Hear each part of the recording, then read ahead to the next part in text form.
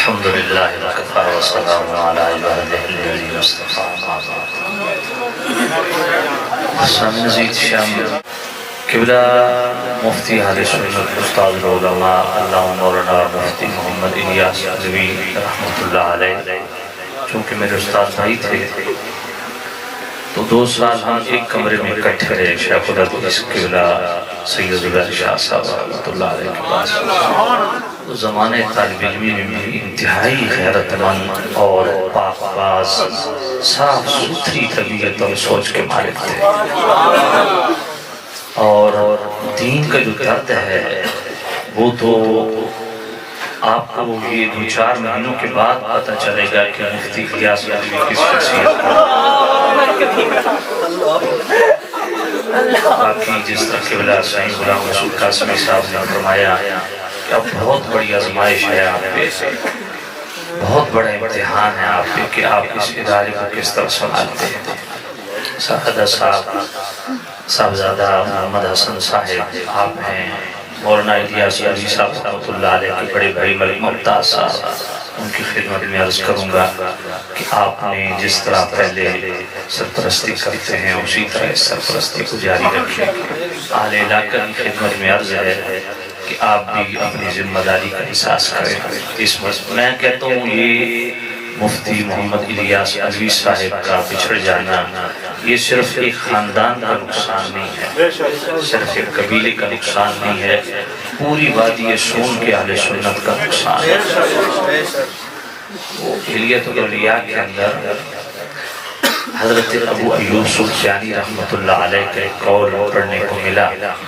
آپ فرماتے ہیں کہ ایک صحیح عقیدہ سنی فوت ہو جائے نا تو مجھے اتنا درد اٹھتا ہے کہ جیسے میرے جسم سے ایک عضو الگ ہو گیا.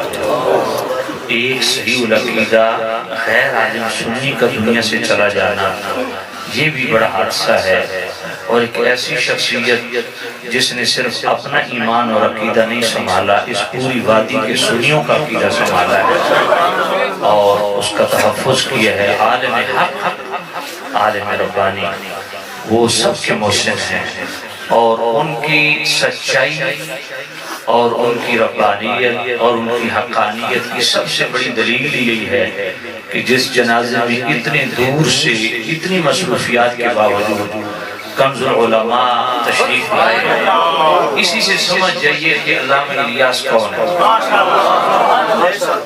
حضرت قبلہ سائیں غلام رسول قاسمی صاحب جیسے بزرگ علماء عالم ربانی ساری زندگی عقیدے پہ پیرے دیے.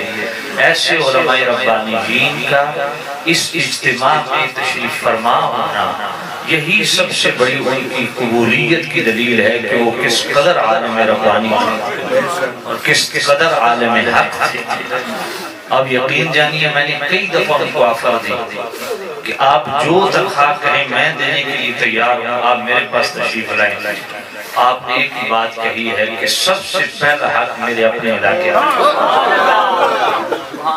بھائی یہ آپ کی آزمائش ہے، امتحان ہے. اس جامعہ کو مزید جو ہے تعاون فرمائیں، اس میں مزید پختگی لائیں.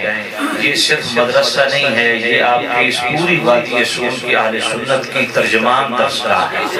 اس کی حفاظت کیجیے اور خاص طور پہ ان کے سعادتگان کے ساتھ تعاون فرمائیے.